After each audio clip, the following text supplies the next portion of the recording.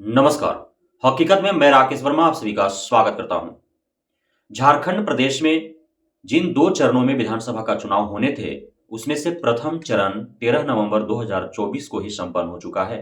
द्वितीय चरण जो 20 नवंबर 2024 को होने हैं उसका लिए भी प्रचार-प्रसार जो है वो अब थम सा जाएगा।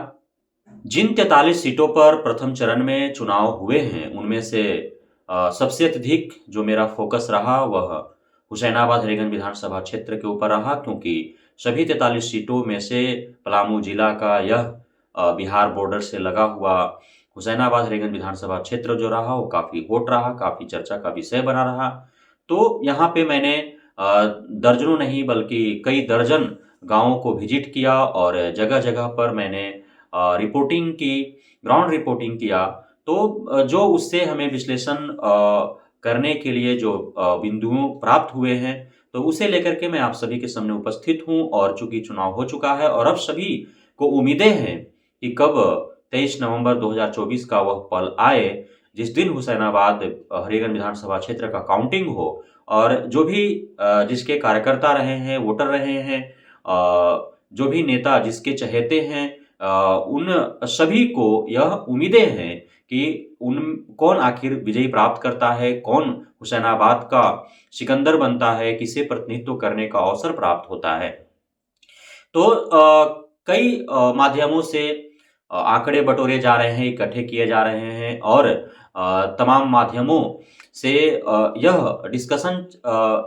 चल रहा है कि आखिर हुसैनाबाद का सिकंदर कौन बनेगा, वहाँ से विजेता कौन होगा, प्रतिनिधित्व के लिए दावेदार कौन होगा, किसे जनता जनार्दन जो है इस बार 2024 के विधानसभा चुनाव में हुसैनाबाद हरीगंज विधानसभा क्षेत्र से अपना आशीर्वाद प्रदान करती है। तो आइए हम जानते हैं क्योंकि मेरा विशेष फ़ोकस रहा है ग्राउंड रिपोर्टिंग मैंने किया है और गाँव-गाँव जाकर के गली मोहल्लों पगडंडियों पर जाकर के और मैंने लोगों का राय जाना है। तो आखिर रुझान किस तरफ है कौन जो है बाजी मार सकता है, कौन लड़ाई में है और कौन लड़ाई से बाहर है, इन सारे बिंदुओं पर हम चर्चा करेंगे। मैंने पूर्व में ही आपको बताया था और आप सभी को ज्ञात है कि हरीगंज हुसैनाबाद जो विधानसभा क्षेत्र है, उसमें यदि हम कैंडिडेट्स की बात करें, तो अंततः लगभग 18 कैंडिडेट थे, कटते-छँटते नाम वापस लेते 18 कैंडिडेट लगभग बचे थे, जिसमें कुछ किसी पार्टी विशेष के चिन्ह पर लड़ रहे थे, तो बहुत सारे निर्दलीय भी लड़ रहे थे। इसमें मुख्य जो चेहरा था, वह 6-7 था जिसमें कुशवाहा से पूजन मेहता, कमलेश सिंह, संजय सिंह जादव, कमलेश सिंह जादव विनोद सिंह, कर्नल भैया और उसके बाद एक और थे मोहम्मद तौसीक जिनका नामांकन रद्द हो गया, वो कांग्रेस के प्रदेश प्रवक्ता रहे हैं। यदि वो रहते तो गेम कुछ और रहता, खेल कुछ और रहता, उसके परिणाम कुछ और निकलते, लेकिन उनका नामांकन जो है वो रद्द हो गया जिसके कारण थोड़ा बाजी जो है पलटते हुए नज़र आ रहा है। तो अब जो है इसमें यदि सर्वप्रथम हम निर्दलीय उम्मीदवारों की बात करें तो निर्दलीय उम्मीदवार में आपका विनोद कुमार सिंह और कर्नल संजय सिंह ये दोनों जो हैं वो मजबूत स्थिति में थे और कमलेश सिंह यदि इस चुनाव को लूज करते हैं यदि हारते हैं तो उसके पीछे का मुख्य कारण यही रहेगा कि उन्हीं के पार्टी को से बगावत करके और बागी बन के जो निर्दलीय उम्मीदवार के रूप में कर्नल संजय सिंह और विनोद कुमार सिंह जी मैदान में उतरे और उनके द्वारा जो भाजपा का जो कोर वोटर थे, कार्यकर्ता थे उसको जो है उनके तरफ जो रुझान गया और कमलेश सिंह को जो उम्मीदें थी भाजपा वोटरों पर, कार्यकर्ताओं पर, तो वो उम्मीद पर उनका जो पानी फिरा कमलेश सिंह की तरफ न हो करके और विनोद सिंह और संजय सिंह में जो बटे भाजपा के वोटर और कार्यकर्ता, तो उसका दुष्परिणाम कमलेश सिंह को भुगतना पड़ सकता है यदि कमलेश सिंह यह चुनाव जो है लूज करते हैं, यदि हारते हैं तो उसके पीछे का मुख्य कारण विनोद कुमार सिंह और संजय सिंह रहेंगे। हालांकि चुनाव है, चुनाव में सभी जीतने के लिए खड़े होते हैं, कोई न हारने के लिए न किसी को हराने के लिए खड़ा होता है। तो कमलेश सिंह हारते हैं और इसके पीछे का मुख्य कारण विनोद कुमार सिंह और संजय सिंह बनते हैं, तो भी चूंकि वे स्वतंत्र हैं, उनका भी जो है राजनीति में आकर के जन सेवा करने की लालसा है, तो वो भी चाहते हैं कि विधायक बने, सांसद बने, किसी पद या दायित्व को वो संभाले और उस पद और दायित्व को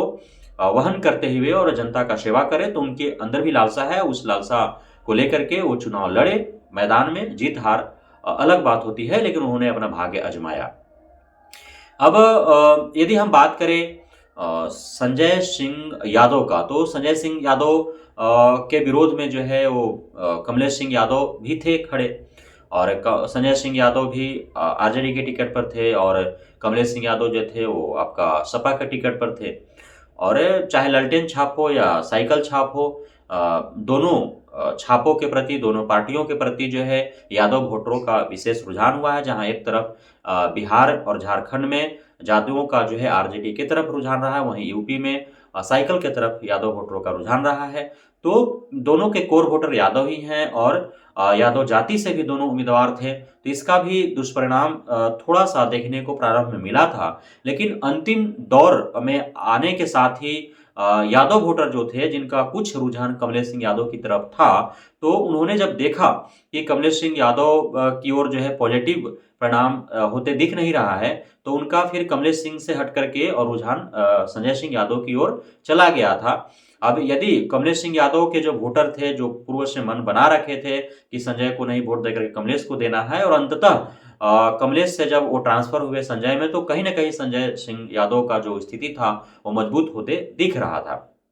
साथ ही जो मुस्लिम वोटर हैं वो झामुमो, कांग्रेस और आरजेडी का ही कोर वोटर रहे हैं, और उन्हीं तीनों पार्टियों के संगठित तौर पर जो है संजय सिंह यादव चुनावी मैदान में थे। लालटेन छाप चुनाव चिन्ह पर वो प्रत्याशी थे, तो कहीं ना कहीं मुस्लिम वोटर का भी जो है रुझान हो संजय सिंह यादव की ओर देखा गया। साथ ही मुस्लिम वोटर पूर्व में जो पिछले 2019 का चुनाव था, उसमें बसपा से उम्मीदवार आपका थे शेर अली खान साहब। अब इस बार शेर अली खान साहब जो है वो पूरी तरह से न्यूट्रल रहे, साइलेंट रहे। हालांकि वो बसपा उन्होंने छोड़ा नहीं, किसी और पार्टी का दामन नहीं थामा, लेकिन न तो वे कुशवाहा शिवपूजन मेहता का प्रचार प्रसार किए, और न ही किसी और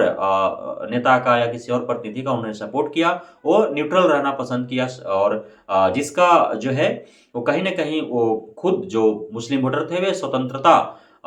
उन्होंने प्राप्त किया, और वे जो है स्वतंत्र रूप से निर्णय लेने में कामयाबी हासिल की, और जिसके दम पर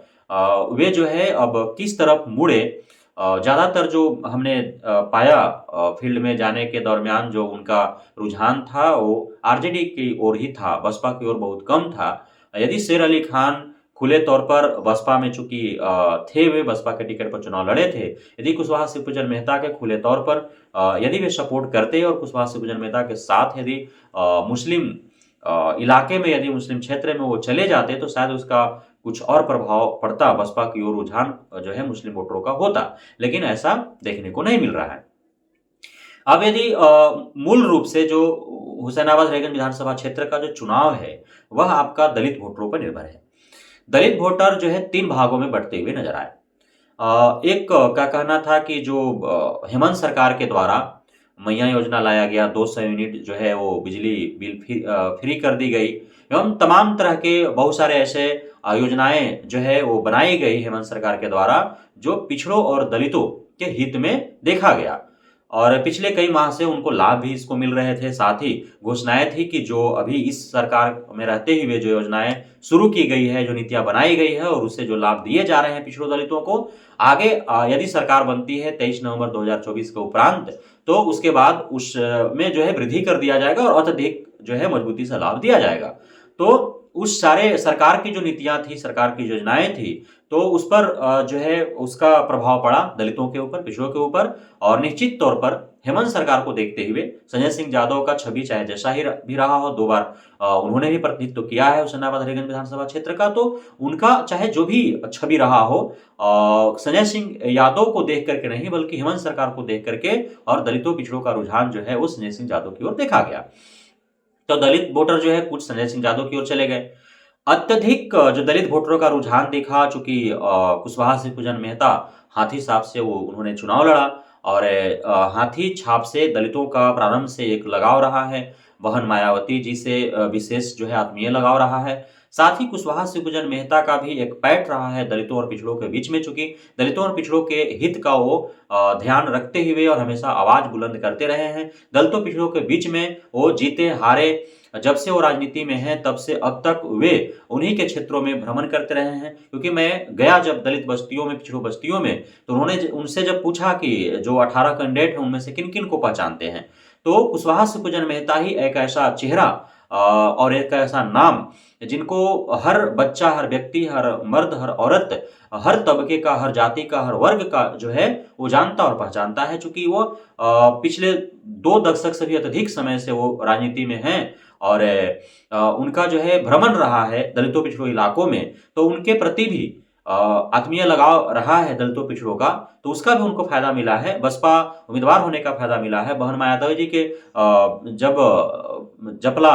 के कर्पूरी मैदान में आगमन हुआ, उनके द्वारा जो 1 घंटे का संबोधन रहा और उसमें जो दलितों पिछड़ों का आवाज़ उन्होंने उठाया और जिन-जिन मुद्दों पर उन्होंने बात की, चर्चा किया, तो उसका भी प्रभाव रहा दलितों और पिछड़ों वोटरों पर। तो तमाम इस तरह के जो बिंदु हुए और उसका जो है